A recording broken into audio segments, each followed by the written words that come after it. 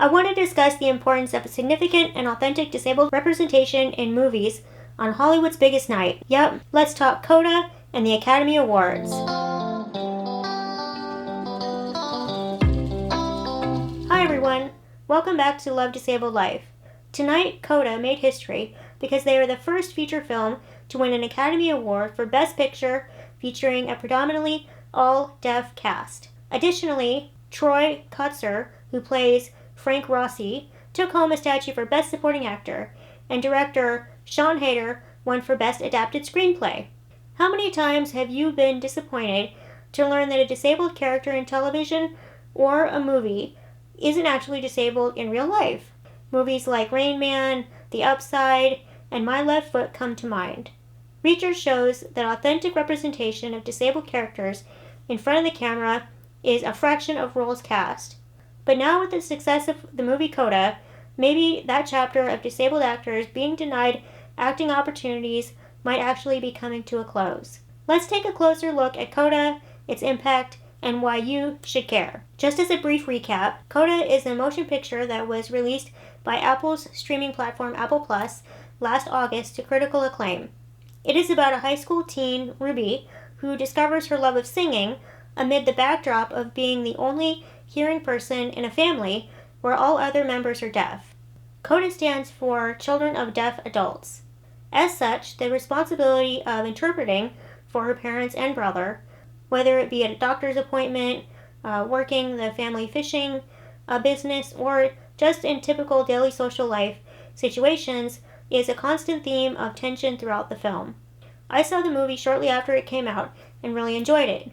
But this video isn't a review of the movie. Go to IMDb for that. I want to focus on the significance that for the first time, a movie has cast all roles of persons with a disability by those who are actually disabled.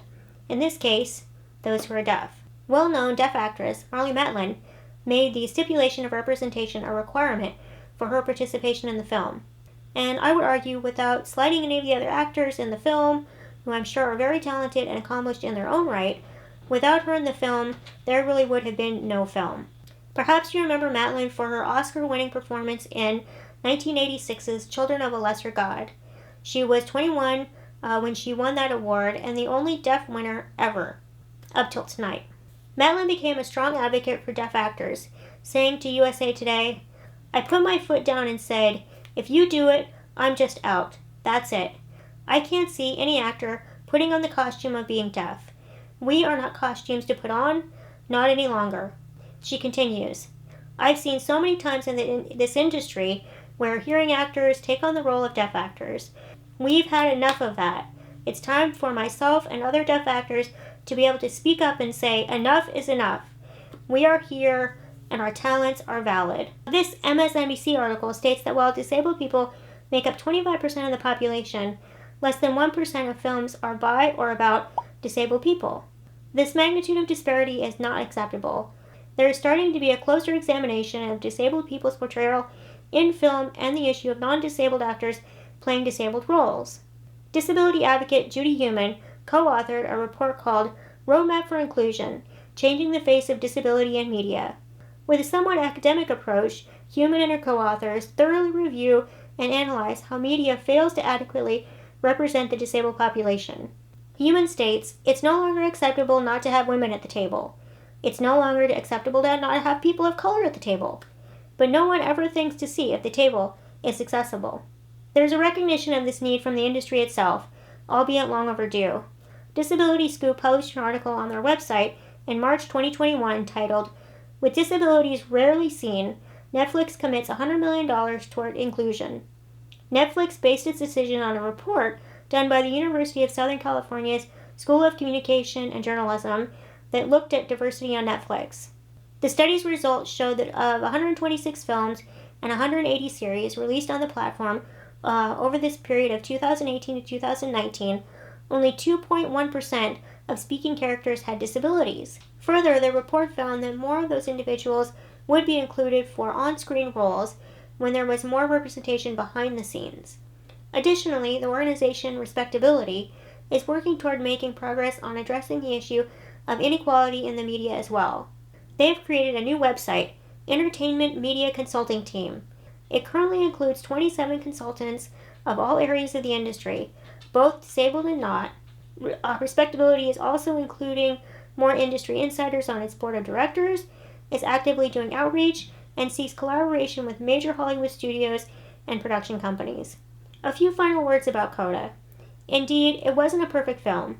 As a couple articles I read pointed out, it had a dynamic where all of the disabled characters centered around a non-disabled lead. James Moore of The Independent writes, "Disability is catnip for the Oscars," meaning that they give it a lot of lip service to representation of the community, but very little substance.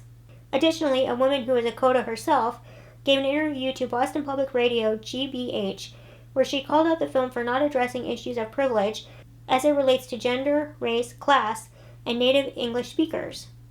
At the end of the day, though, no film can be everything at once. No one community or group of people is a monolith. There will always be different lived experiences. I think that the important point is that for the first time in a very long time, the experience of disability and deafness is being authentically represented on screen. So with that, I'm going to call it a wrap on this video. I have linked all the articles I've referenced in the description below. I want to hear what you think. Do you agree with me? Did you see Coda? Did you like it? Let's keep the conversation going in the comments below. Thank you so much for watching, and until next time, like I always say, you may not like every day, but you should still love who's living it. Bye for now.